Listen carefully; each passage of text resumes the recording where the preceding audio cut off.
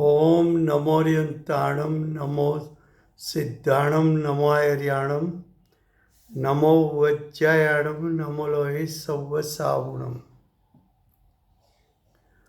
मंगलम भगवान वीरो मंगलम गौतमो गणी मंगलम कुंद कुंदार्यो You are the only chain participant in the conference. धर्मोस्तु Recording did not start Mangalam because your storage is full. Please log in and delete ओंकारबिंदु recordings or संयुक्तम purchase more storage from your नित्यं account. जायन्ति योगिनः कामदं मोक्षदं चैव ओंकाराय नमो नमः अहोपकारजिनवर्णो कुन्दनो ध्वनिदिव्यनो gene कुन्दध्वनियाप्या अहो आ गुरु कहाननो तुझ ज्ञान ध्यान no रंग अमया दर्श रहो ओ शिव पद तक तुझ संग माता हाथ ग्रहो। ये समयसार नाम का परम अध्यात्म शास्त्र है। तीसरा अधिकार पुण्य पाप अधिकार चलता है। पुण्य पाप अधिकार में गाथा 160 चलती है। 160 गाथा में कर्म स्वयं ही बंध स्वरूप है, ऐसा आचार्य भगवान सिद्ध करना चाहते हैं।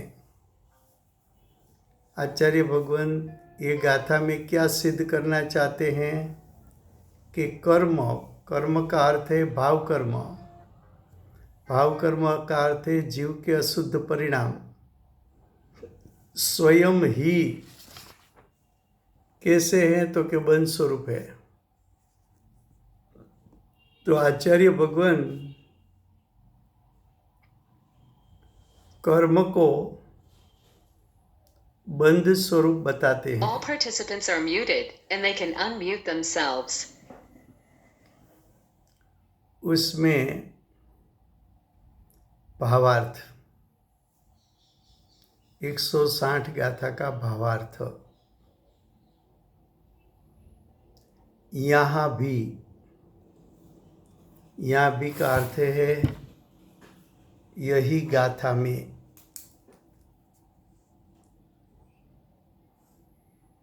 यहाँ भी का अर्थ है ये गाथा में भी। ज्ञान शब्द से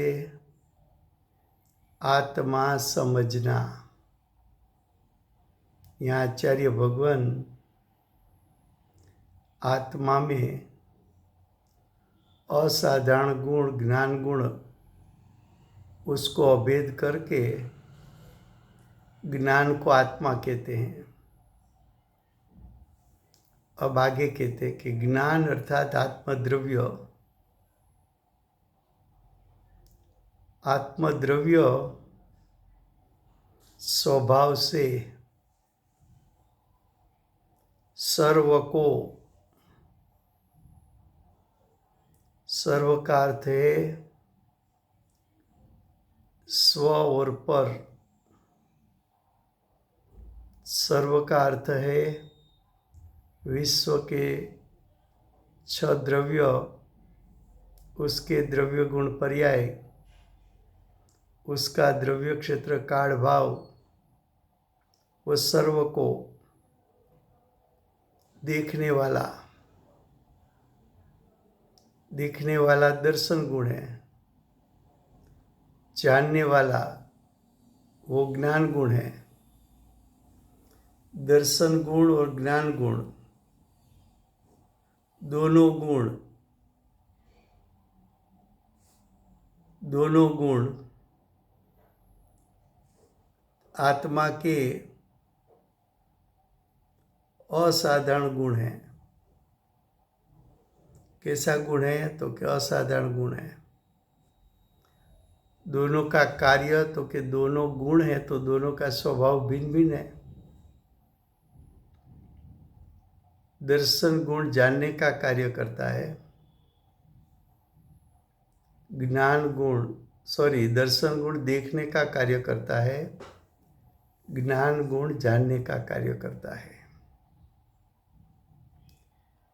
दर्शन जो स्वभाव है, ज्ञान जो स्वभाव है, किसी भी स्वभाव हो, वो स्वभाव परिपूर्ण शक्ति रूप सामर्थ्य वाला होता है। इसलिए दर्शन गुण अपनी परिपूर्ण शक्ति को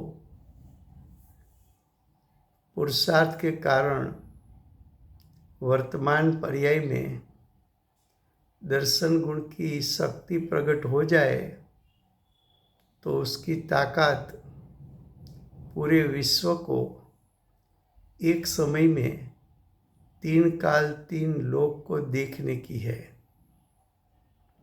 उसी प्रकार जानना ज्ञान स्वभाव, वो भी स्वभाव है।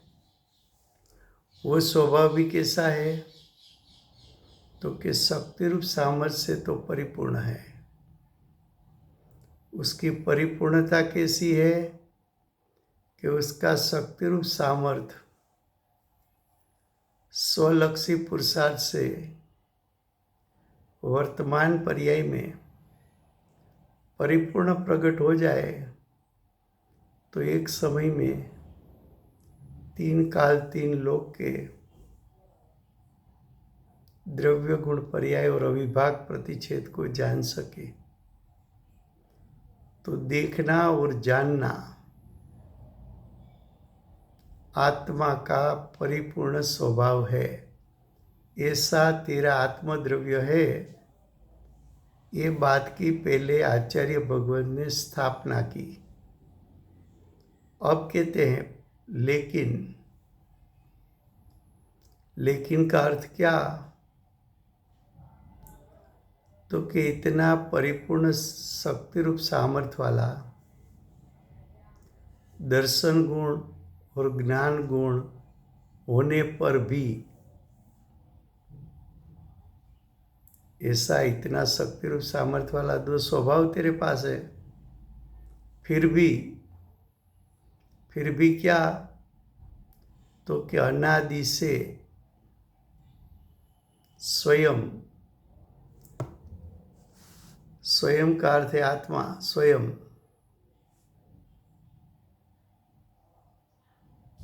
स्वयं आत्मा अपराधी होने से दो बात बताई। एक तरफ आत्मा स्वभाव से एक समय में 3 काल 3 लोक को देख सके, एक समय में 3 काल 3 लोक को जान सके, इतना शक्ति रूप सामर्थ्य वाला है। फिर भी ऐसा आत्मा अपराध करता है। अपराधी होने से कहा। कब से अपराधी है? तो कि होने से शब्द अनादिकाल बताता है। क्या बताता है? अनादिकाल। तो अनादिकाल से अज्ञानी का आत्मा परिपूर्ण शक्ति रूप सामर्थ्य वाला होने पर भी अपराधी है। अपराध क्या है अब आगे बताते हैं। अपराधी होने से कर्म के द्वारा, कर्म का अर्थ है भाव कर्म,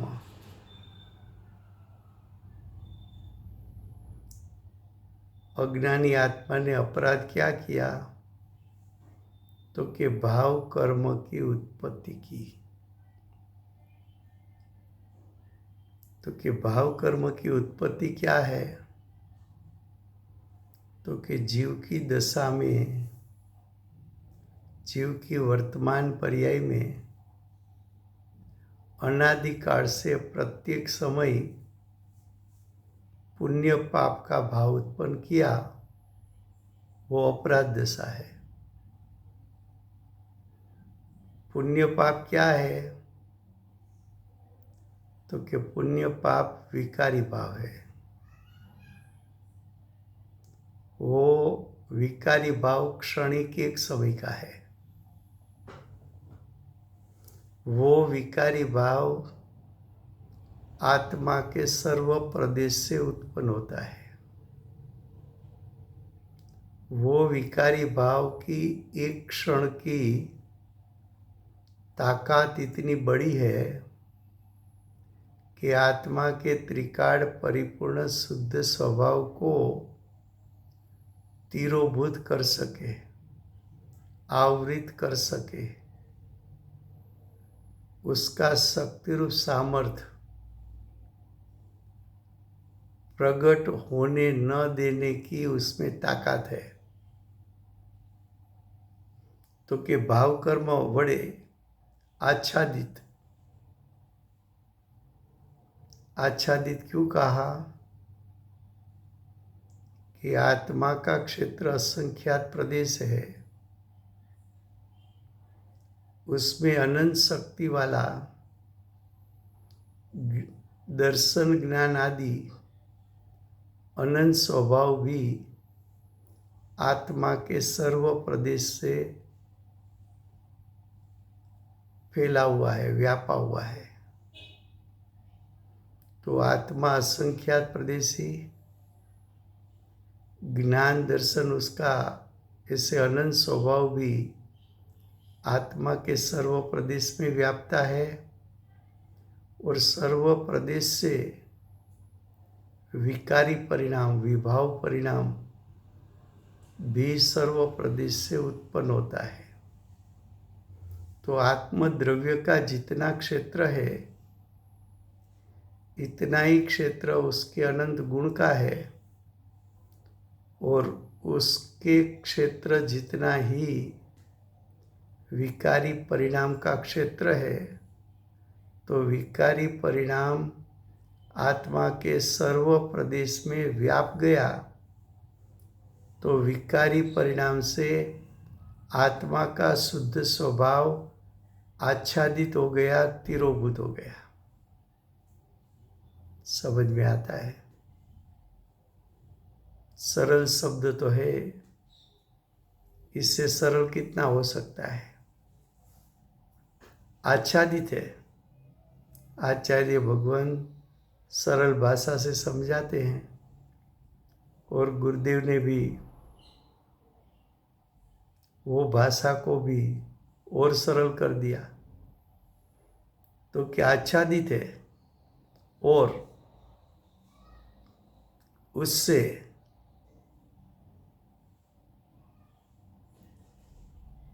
अब आच्छादित हो गया तो क्या हुआ?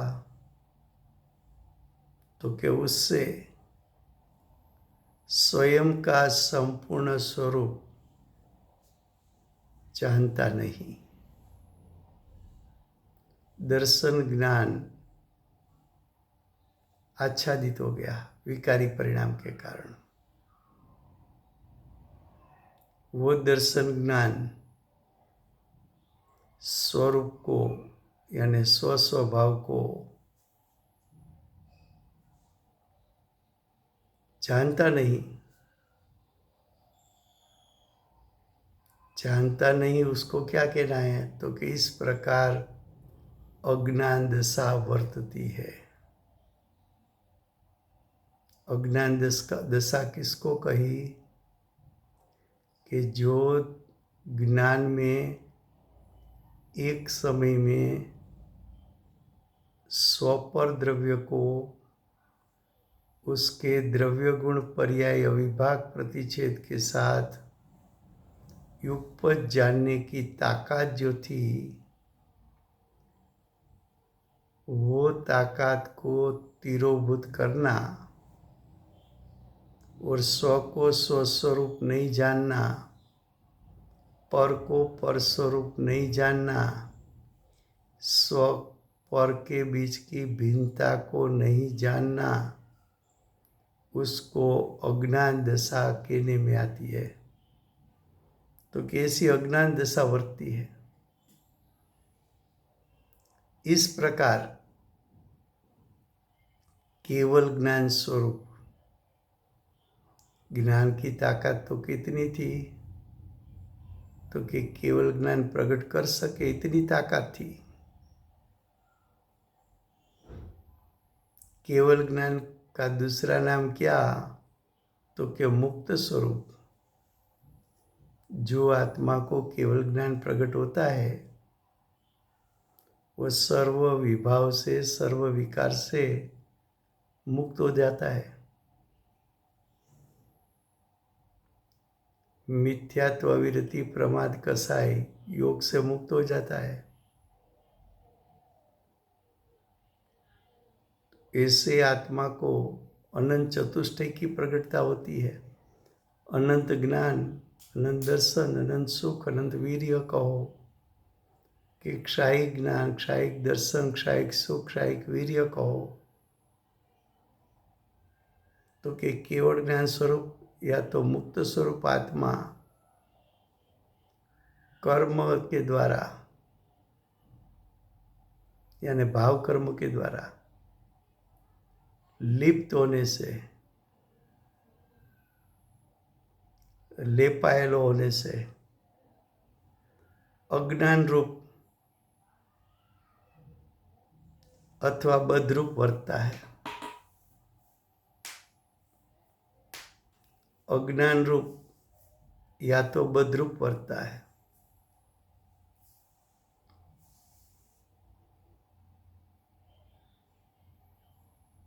तो वो जीव कैसा हो गया? तो कि उसका परिणमन अज्ञान रूप हुआ और चारित्र में बद्रूप એટલે राग द्वेष की उत्पत्ति की। इसलिए, किस लिए? तो कि अज्ञान, मोह, राग द्वेष की उत्पत्ति के कारण, इसलिए निश्चित होता है कि, निश्चित होता है उसका अर्थ निर्णय होता है कि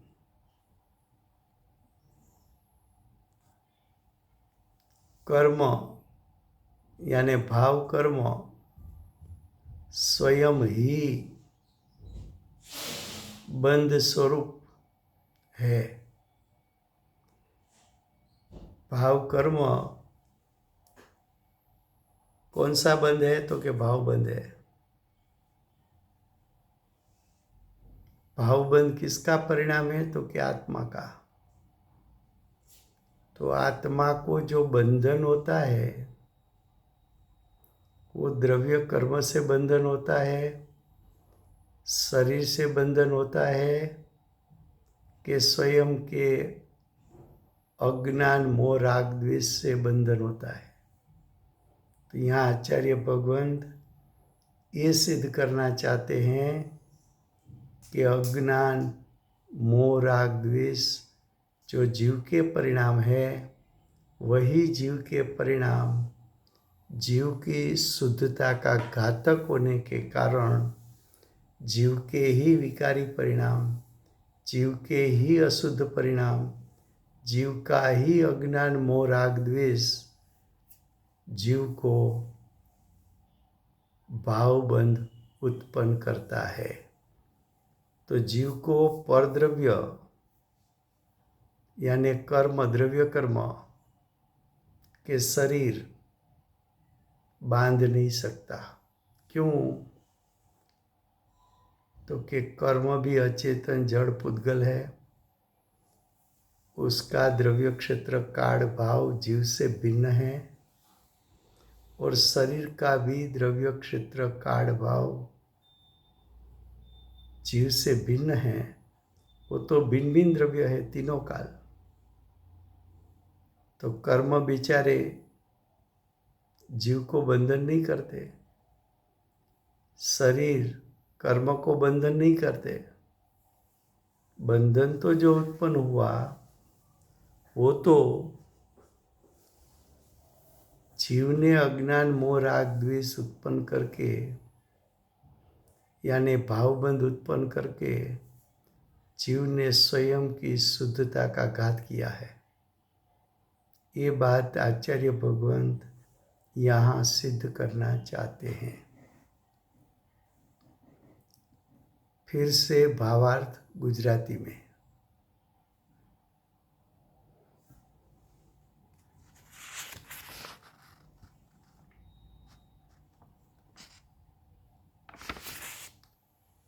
આ સમયસાર નામનું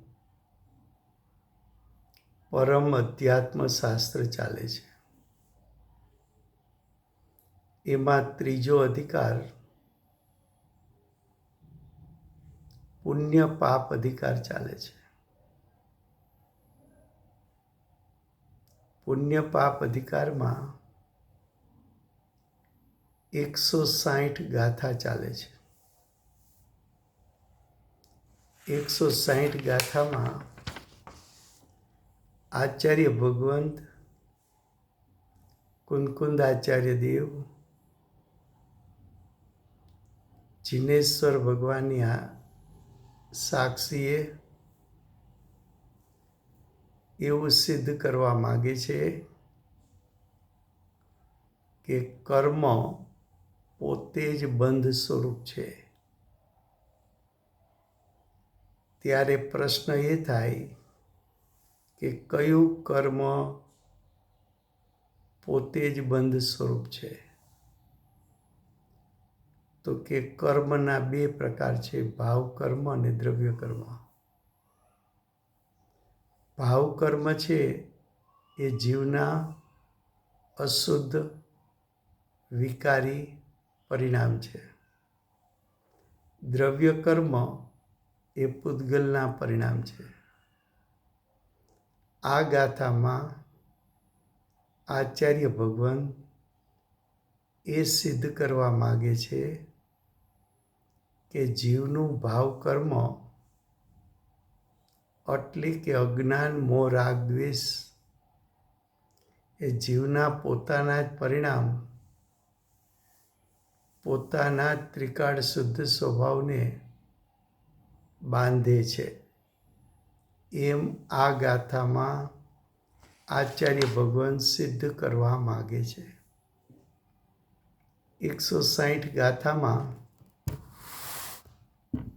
આપણે ભાવાર્થ ઉપર આવ્યા છીએ. ભાવાર્થ છે કે અહીં પણ એનો અર્થ છે આ ગાથામાં જ્ઞાન શબ્દથી આત્મા સમજવો. આ ગાથામાં જ્યાં જ્યાં જ્ઞાન શબ્દ આવે ત્યારે તમારે એને આત્મા સમજવો. કેમ? તો કે આત્માનો જ્ઞાન અસાધારણ સ્વભાવ છે અને જ્ઞાન આત્માનો સ્વભાવ આત્મામાં અભેદ હોવાથી અને આત્માને જ્ઞાનથી ઓળખવો સહેલો હોવાથી અમે આત્માને જ જ્ઞાન કહીએ છીએ. તો કે છે જ્ઞાન શબ્દથી આત્મા સમજવો.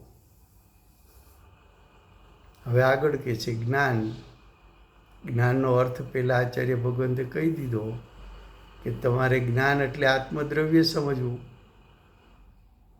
તો કે આત્મદ્રવ્ય સ્વભાવથી તો દેખનારું તથા જાણનારું છે. જેમ આત્મામાં જ્ઞાન નામનો એક સ્વભાવ છે, એ આત્માનો અસાધારણ સ્વભાવ છે, તેમ દર્શન પણ આત્માનો એક અસાધારણ સ્વભાવ છે. જેમ જ્ઞાન સ્વભાવનું કાર્ય જાણવું છે, તેમ દર્શન સ્વભાવનું કાર્ય પણ દેખવું છે. જેમ સ્વભાવ હંમેશા શુદ્ધ પરિપૂર્ણ શક્તિરૂપ સામર્થ્યવાળો હોય, તો દર્શન સ્વભાવ પણ પરિપૂર્ણ શુદ્ધ અને પરિપૂર્ણ શક્તિરૂપ સામર્થ્યવાળો છે.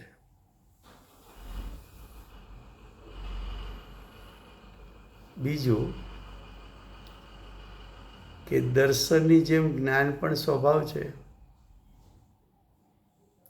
તો જ્ઞાન સ્વભાવ પણ પરિપૂર્ણ શુદ્ધ અને પરિપૂર્ણ શક્તિરૂપ સામર્થ્યવાળો છે.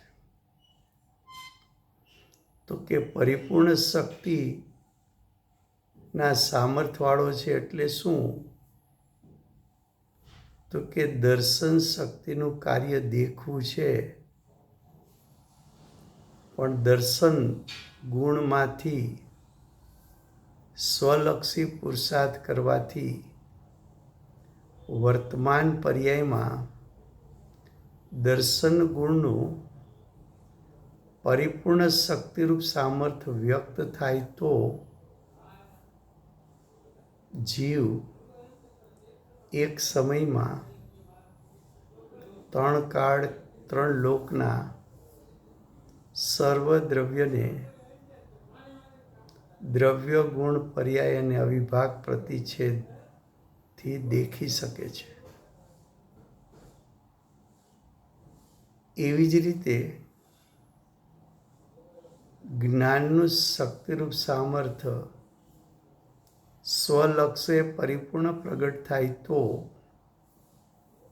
જ્ઞાન પણ જાણવાના સ્વભાવવાળો હોવાથી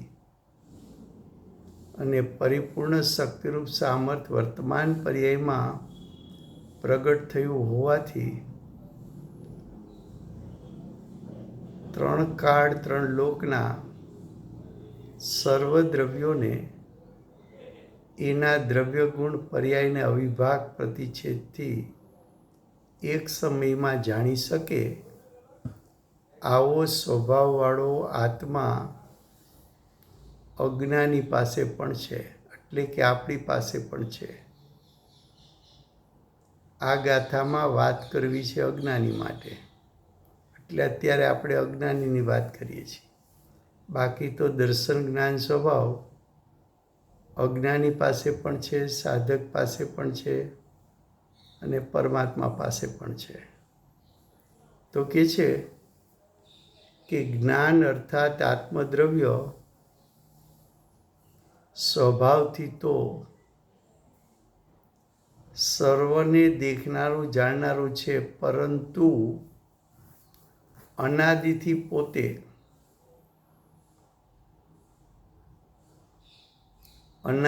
પોતે એટલે પહેલાં તો અજ્ઞાનીનો આત્મા પણ અનાદિનો છે એમ સ્થાપિત કર્યું. આપણે ક્યારથી છીએ? તો કે અનાદિથી. કેવા છીએ? તો કે અજ્ઞાની. તો કે અનાદિથી પોતે અપરાધી હોવાથી અનાદિકાળથી પ્રત્યેક સમયે આપણો ભાવ ઉત્પન્ન થાય છે, એ અપરાધી ભાવ છે. કેવો છે? અપરાધી ભાવ હોવાથી ભાવ કર્મ વડે આચ્છાદિત છે. કોના દ્વારા આચ્છાદિત છે?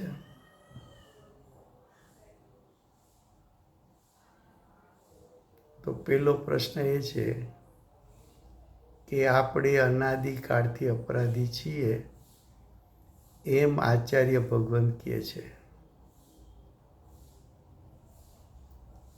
હોવાથી શબ્દ અનાદિપણું બતાવે છે, અને કર્મ વડે આચ્છાદિત છીએ. કર્મનો અર્થ છે ભાવ કર્મ. ભાવ કર્મનો એક અર્થ છે પુણ્ય પાપથી આચ્છાદિત. આ પુણ્ય પાપ અધિકાર છે. બીજો ભાવ કર્મનો અર્થ છે અજ્ઞાન, મોહ, રાગ, દ્વેષથી આચ્છાદિત. અહીંયા બંધની વાત લેવી છે એટલે મુખ્યપણે મોહ, રાગ, દ્વેષ લેવા છે. હવે આચ્છાદિત શબ્દનો અર્થ શું કરવો? તો કે આત્મા દ્રવ્યનું ક્ષેત્ર અસંખ્યાત પ્રદેશ છે. એ આત્માના અસંખ્યાત પ્રદેશના પૂરા ભાગમાં દર્શન, જ્ઞાન, ગુણ જેવા અનંત શુદ્ધ ગુણો વ્યાપેલા છે. આત્મદ્રવ્યનું ક્ષેત્ર અને અનંત ગુણોનું ક્ષેત્ર સમાન છે. એ અનંત ગુણોમાંથી અત્યારે દર્શન, જ્ઞાન, ચારિત્રને મુખ્ય કરીને આચાર્ય ભગવાન કથન કરે છે. એ દર્શન, જ્ઞાન, ચારિત્ર ગુણ પણ આત્માના સર્વક્ષેત્રમાં વ્યાપેલા હોવાથી દર્શન, જ્ઞાન, ચારિત્ર ગુણના પરિણામ પણ આત્માના સર્વ પ્રદેશમાંથી ઉત્પન્ન થયા છે. પણ અજ્ઞાનીને દર્શન, જ્ઞાન, ચારિત્રના કેવા પરિણામ ઉત્પન્ન થયા છે? તો કે અશુદ્ધ. કેવા પરિણામ ઉત્પન્ન થયા છે? તો કે વિકારી. કેવા પરિણામ ઉત્પન્ન થયા છે? તો કે મલિન. કેવા ઉત્પન્ન થયા છે પરિણામ? તો કે સ્વભાવથી વિરુદ્ધ. તો અજ્ઞાનીના પરિણામ આત્માના સર્વ પ્રદેશેથી અશુદ્ધ ઉત્પન્ન થયા, વિકારી ઉત્પન્ન થયા, મલિન ઉત્પન્ન થયા, સ્વભાવથી વિરુદ્ધ પ્રકારના ઉત્પન્ન થયા. એ પરિણામ શું કરે છે? તો કે એ પરિણામ આત્માના સ્વરૂપને આચ્છાદિત કરે છે, એટલે કે તિરોભૂત કરે છે. એટલે કે આત્માના સ્વરૂપને ઢાંકી દે છે. એટલે કે આત્માના ત્રિકાળ શુદ્ધ સ્વરૂપને ઢાંકી દે છે. જ્યાં સુધી આત્માના ત્રિકાળ શુદ્ધ સ્વરૂપ ઉપર દ્રષ્ટિ અને ઉપયોગ એકાગ્ર ન થાય ત્યાં સુધી આત્માના પરિણામમાં શુદ્ધતા પ્રગટી શકતી નથી. શુદ્ધતા પ્રગટ કરવાનો વિધિને રીત એક જ છે કે અશુદ્ધ પરિણામને ગૌણ કરીને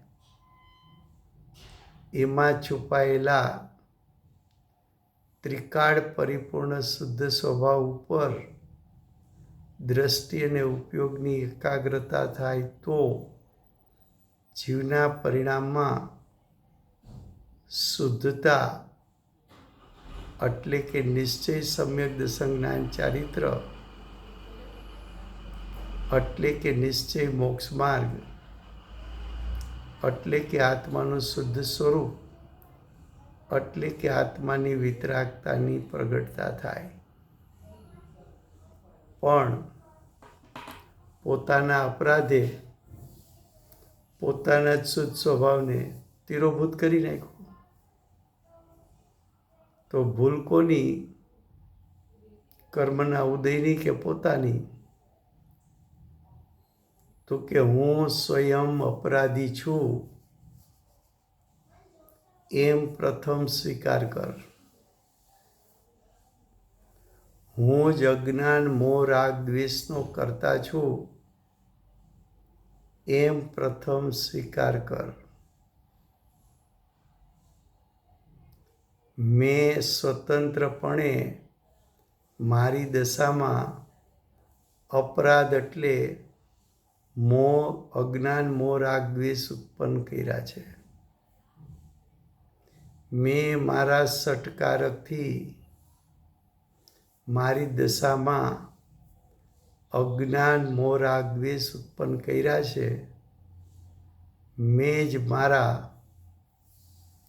શુદ્ધ સ્વભાવને મારા જ અપરાધથી તિરોભૂત કર્યો હોવાથી અનાદિકાળનો હું અપરાધી છું એટલું જ્યાં સુધી તું સ્વીકાર નહીં કરે ત્યાં સુધી અપરાધને ટાળવાનો સ્વલક્ષી પુરુષાર્થ તારો વેગ પકડી શકશે નહીં.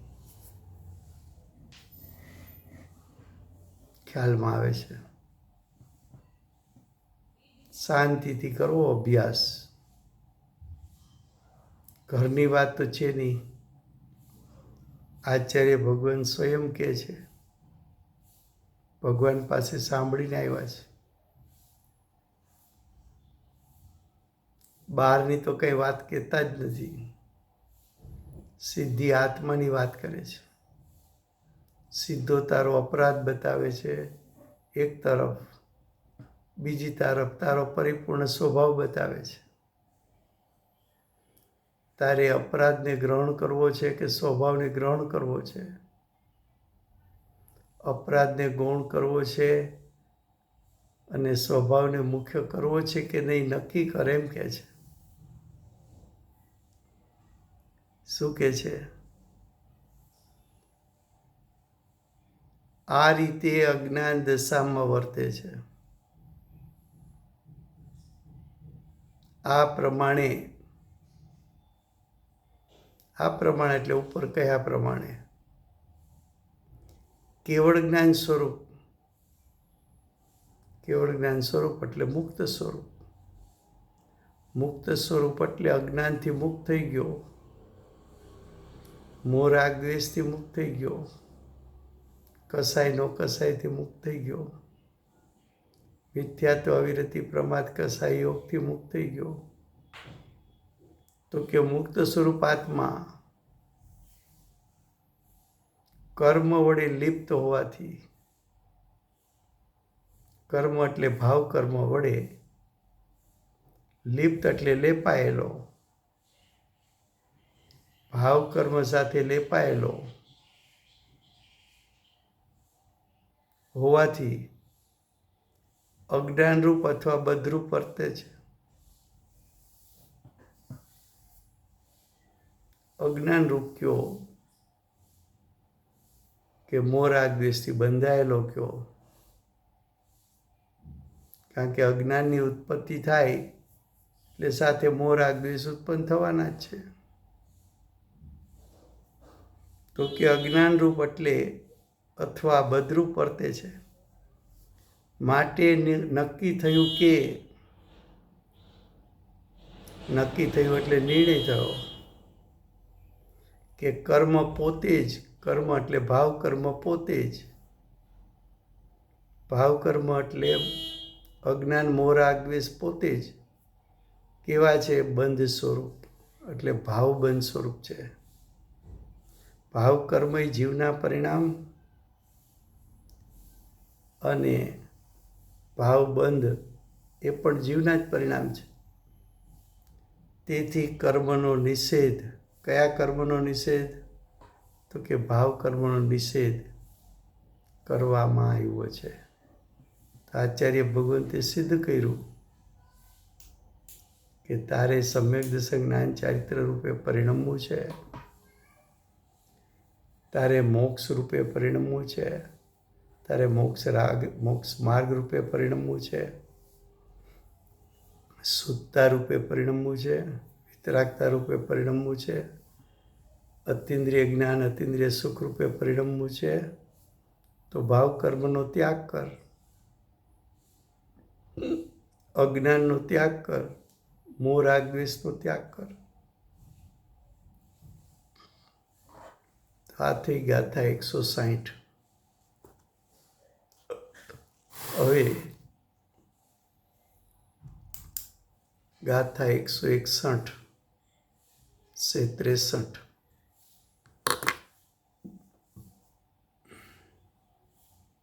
अब गाथा 161 से 63 चलेगी, पेज 255 है, उसका हेडिंग है कि अब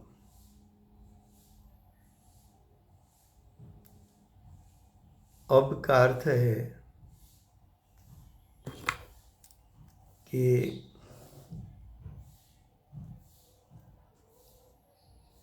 अगली गाथा में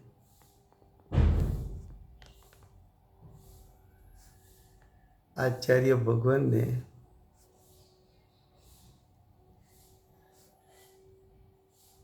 अज्ञान, मोह, राग, द्वेष को भाव कर्म कहा और ये भाव कर्म भावबंध स्वरूप है।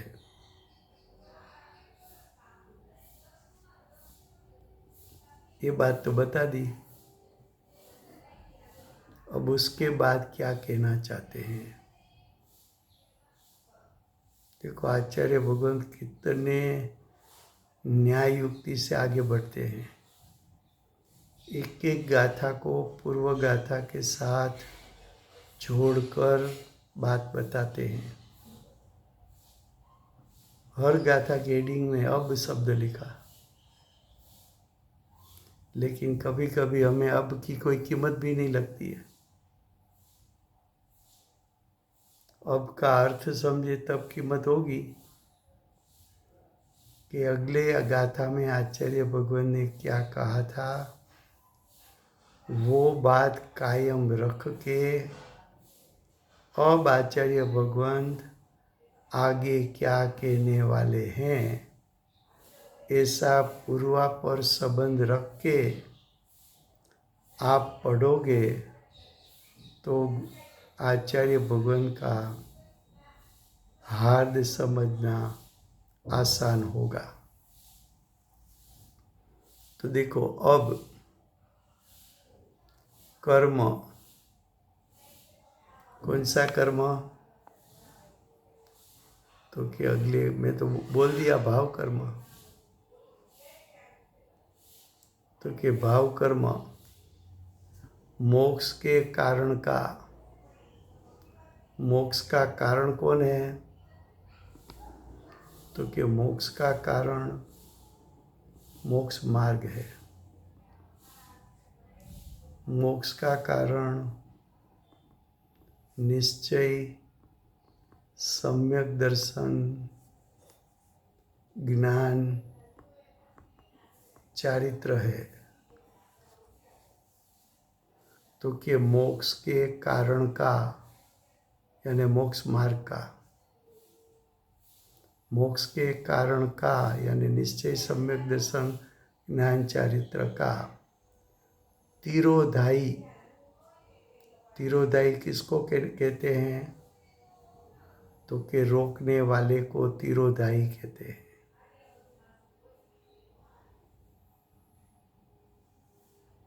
तो कि कर्म कैसा है? तो कि भाव कर्म कैसा है? तो कि भाव कर्म मोक्ष के कारण ऐसा मोक्ष मार्ग को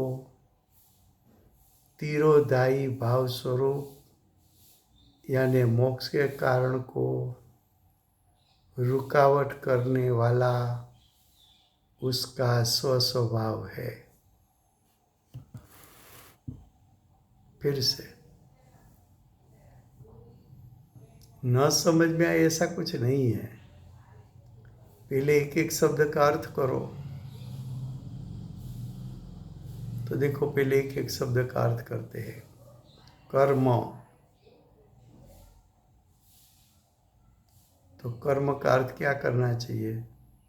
तो कि अगली गाथा का अनुसंधान है, अगली गाथा के साथ पूर्वापर संबंध है। तो अगली गाथा में कर्म का अर्थ किया था भाव कर्म। तो यहाँ भी क्या अर्थ करना चाहिए? तो कि भाव कर्म। भाव कर्म मोक्ष के कारण का। तो प्रश्न ये आएगा कि मोक्ष का कारण कौन है? तो कि मोक्ष मार्ग। मोक्ष मार्ग किसको कहते हैं? तो कि निश्चय सम्यक दशक ज्ञान चारित्र को। तो निश्चय सम्यक दशक ज्ञान चारित्र तो कि मोक्ष के कारण का तिरोधायी भाव स्वरूप। अब प्रश्न यह आएगा तिरोधायी किसको कहे? तो कि जो रोकने वाला है, विरोध करने वाला है, जो विपरीत है, उसको तिरोधायी कहते हैं। तो कि मोक्ष के कारण का तिरोधायी भाव स्वरूप। तो यहाँ पूरे वाक्य का अर्थ करो तो अब ऐसा अर्थ होगा कि भाव कर्म मोक्ष के कारण का यानी निश्चय सम्यक दशक ज्ञान चारित्र का रोकने वाला भाव स्वरूप है। सादी भाषा में अर्थ करना है तो मोक्ष का कारण निश्चय सम्यक दशक ज्ञान चारित्र, उसका घात करने वाला भाव कर्म है। भाव कर्म की उत्पत्ति होगी तो निश्चय सम्यक दशक ज्ञान चारित्र प्रकट नहीं होगा। भाव कर्म की उत्पत्ति होगी तो मोक्ष मार्ग उत्पन्न नहीं होगा, क्योंकि भाव कर्म और मोक्ष मार्ग दोनों परस्पर विरोधी भाव है। अगर निश्चय सम्यक दशक ज्ञान चारित्र उत्पन्न हुआ तो भाव कर्म उत्पन्न नहीं होंगे। सम्यक दर्शन उत्पन्न हुआ तो मिथ्यात्व उत्पन्न नहीं होगा। सम्यक ज्ञान उत्पन्न हुआ तो मिथ्या ज्ञान उत्पन्न नहीं होगा। सम्यक चारित्र उत्पन्न हुआ तो मिथ्या चारित्र उत्पन्न नहीं हुआ। मिथ्या दर्शन उत्पन्न होगा तो सम्यक दर्शन प्रकट नहीं होगा। मिथ्या ज्ञान प्रकट हुआ तो सम्यक ज्ञान प्रकट नहीं होगा। मिथ्या चारित्र प्रकट हुआ तो सम्यक चारित्र प्रकट नहीं हुआ। तो भाव कर्म क्या है? मोक्ष मार्ग का घातक है। भाव कर्म क्या है? तो कि मोक्ष मार्ग को रोकने वाला है। भाव कर्म क्या है? तो कि मोक्ष मार्ग से विरोधी भाव है। भाव कर्म क्या है? तो कि अशुद्धता है।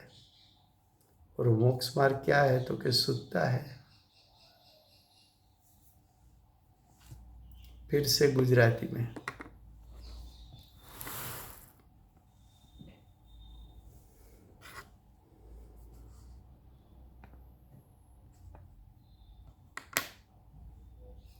સમયસાર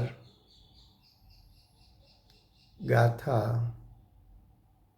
161, 162, 163, पेज 255, 255,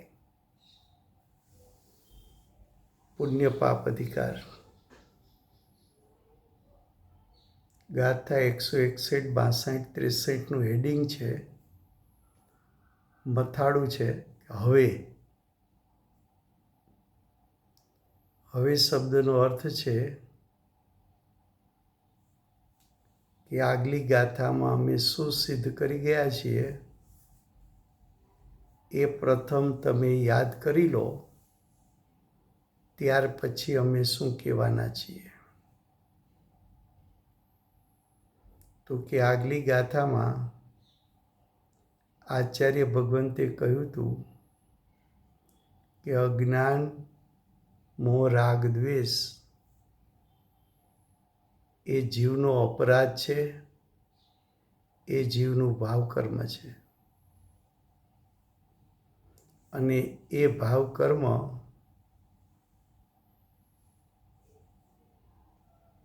પોતે જ ભાવબંધ છે. અને એ ભાવબંધ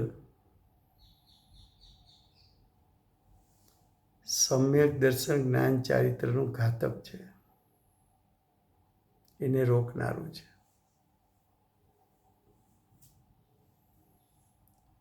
એ વાત તો આચાર્ય ભગવંત આગલી ગાથામાં કહી કે જીવનો મોટા મોટો અપરાધ અજ્ઞાન મોહ દ્વેષની ઉત્પત્તિ. એ અપરાધને અમે ભાવકર્મ કહીએ છીએ. એટલું કીધા પછી હવે અમારે શું કહેવું છે?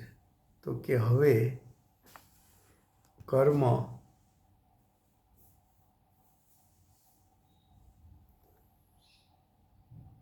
કર્મ શબ્દનો અર્થ છે આગલી ગાથા પ્રમાણે ભાવકર્મ. કર્મ મોક્ષના કારણના. તો કે પેલા એ અર્થ કરવો કે મોક્ષનું કારણ કોણ? તો કે નિશ્ચય સમ્યક દર્શન જ્ઞાન ચારિત્ર. મોક્ષનું કારણ કોણ? તો કે મોક્ષ માર્ગ. મોક્ષનું કારણ કોણ? તો સંવર નિજરા તત્વ.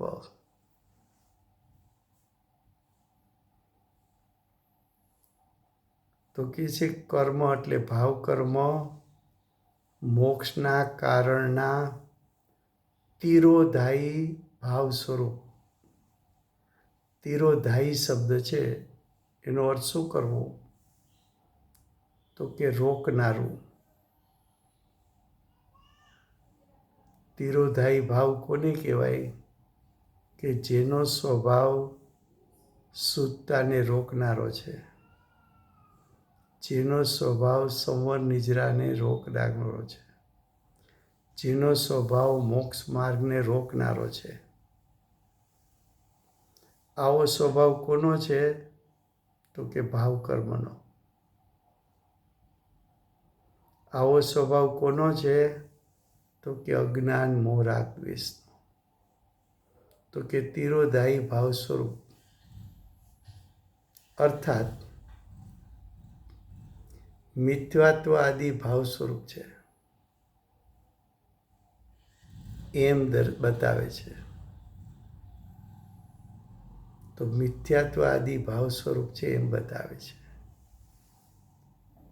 હવે એ વાક્યનો સળંગ અર્થ કરીએ છીએ. કર્મ એટલે હવે ભાવ કર્મ મોક્ષના કારણનું એટલે નિશ્ચય સમ્યક દર્શન જ્ઞાન ચારિત્રનું તિરોધાયી એટલે નિશ્ચય સમ્યક દર્શન જ્ઞાન ચારિત્રને રોકનારા ભાવ સ્વરૂપ છે. ભાવ કર્મને કેવું કીધું? તો કે સમ્યક દર્શન જ્ઞાન ચારિત્રનું ઘાતક છે. ભાવ કર્મને કેવું કીધું? મોક્ષના કારણ એવા સંવર નિજરાને રોકનારનું છે. ભાવ કર્મને કેવું કીધું? તો કે અશુદ્ધતા છે, આત્માની શુદ્ધતાને રોકનારું છે. ભાવ કર્મને કેવું કીધું? તો કે આકુળતાનું દેનારું છે, અને એ આકુળતા આત્માના અતિન્દ્રિય સુખ શાંતિને હણનારું છે. આવું આ ગાથામાં આચાર્ય ભગવાન સિદ્ધ કરવા માગે છે. હવે